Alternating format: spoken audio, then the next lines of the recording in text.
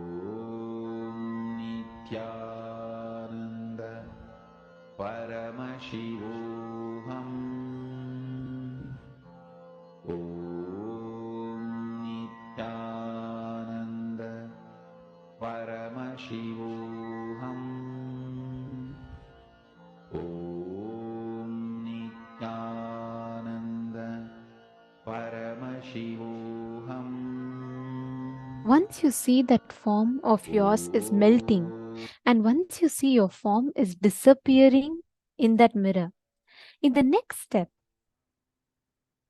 do this samyama on that light in the inner space. Now, drop the mirror. You don't need to hold the mirror anymore. You can keep the mirror down. Turn that same light that you're seeing in the mirror in your inner space. Instead of seeing that light in your mirror, close your eyes and look in. You will see that effulgent light inside of you. When you do that samyama on that inner space, the first thing, even your subtlest thoughts and moods and happenings in your system, you will start understanding. Not only the thoughts, moods, even the physical changes. If your blood pressure increases, your self-diagnostic method, like you will be able to know every single change happening in your system. Sit now, connect in your inner space and identify that supernal effulgent light in your inner space. Just take 2 minutes. Identify that part in you. Paramashivoham. Om Nithyananda Paramashivoham. Om Nithyananda Paramashivoham. Om Nithyananda Paramashivoham. Om Nithyananda Paramashivoham. Om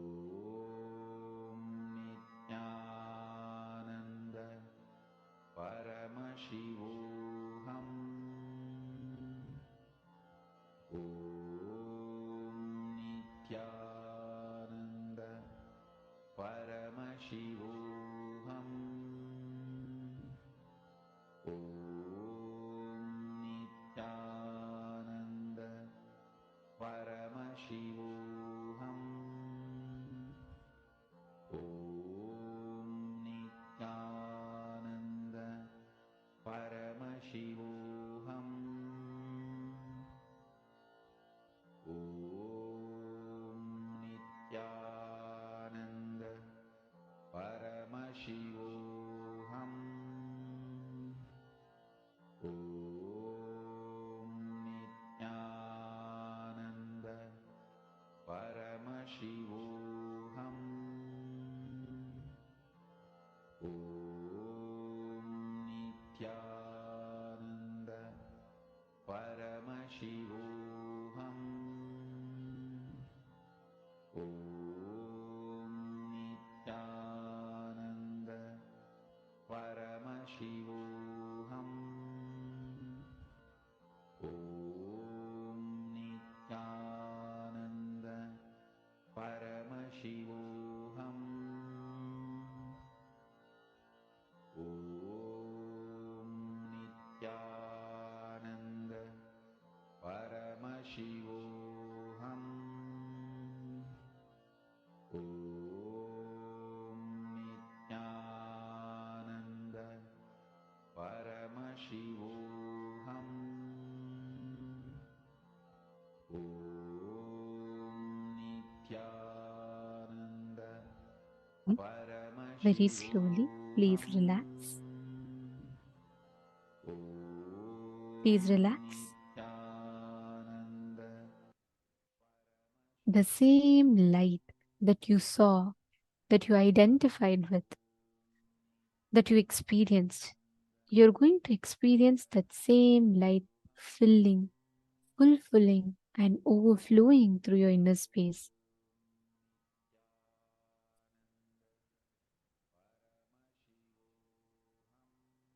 Every one of you that are sitting here, you will experience this most powerful and the supremely intelligent light which fills you, fulfills you, and overflows through you. Like Swamiji said, when you manifest, do this samyama on the light, you will be able to start identifying even the subtlest of changes in your body. You will become so sensitive to your body. Means you will know the smallest of things happening in your body, not just in terms of like physical changes, even the thought currents, even the blood pressure, even the sugar, anything increasing in your body, you will know it. You will be able to identify it clearly. Not just inside you, outside you, even in others, you will be able to identify the thoughts that are in them. What is the exact thought that they are thinking? Which is what we're all going to be manifesting as a power now. What all of you are going to be doing now is, listen very carefully. You're going to be having your partner visualize any one incident that they have, like how Ma Shambhava, you all manifested with Ma Shambhava in the morning. You're going to be having your partner think of an incident. You're going to scan and identify what exact incident they're thinking about. Identify and describe the details about that. Like, for example, if I am partnering up with one of you, I am going to think of an incident. Let's say the day I got blessings from Swamiji. So I'll visualize that, I'll be remembering that in my inner space, and the partner will have to scan, identify, okay, on this incident happened, and this is the incident that I'm thinking about. There were so many people. I am not going to even tell about that. The partner is themselves going to identify by manifesting the samyama of light, this Lingodbhava. You're going to be able to identify what exact thoughts are happening in the inner space. Please sit right now. I request every one of you to connect to your partner. Come on, Ma Mahima, Ma Wan, Ma Adelaide, Ma Xinzang Yao, Ma Margarita, Ma Donna, Ma Sonia Rao is requesting for a partner. Each of you can just connect. See, scan each other, identify the exact issue. And for this reason, we are going to be removing the focus mode temporarily for all of you to manifest. So you all can see your partner, you all can connect to your partner. The samyama is the exact process you all did just now, Ma Virupaksha. Visualizing the golden light inside is samyama. Yes, Ma Parameshwari and Ma Priyatma Surupini, both of you can connect. And I have removed the we've removed the focus mode temporarily. We request each of you to please connect to a partner. Marita Ramakrishnan,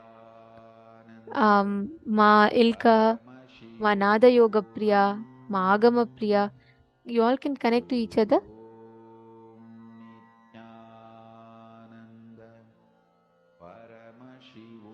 Ma Venkateshananda, connect with Ma Ananda. We have Ma Ananda Paramashakti, Ma Prematavasi is there. Each of you can connect to your partners in the chat.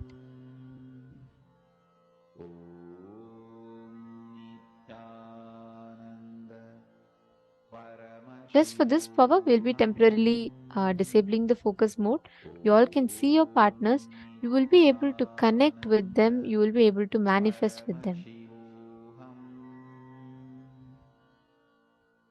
Okay, Pankaj Kankarayan, Satyojata Shiva is manifesting. And how about Sunil Yadav ji, Sumit Agrawal ji, you both can manifest. Kion Lemese. Please connect to each other. You all can manifest. Look at your partner. So you're going to be seeing your partner. You're going to be identifying, seeing your partner and connecting with them.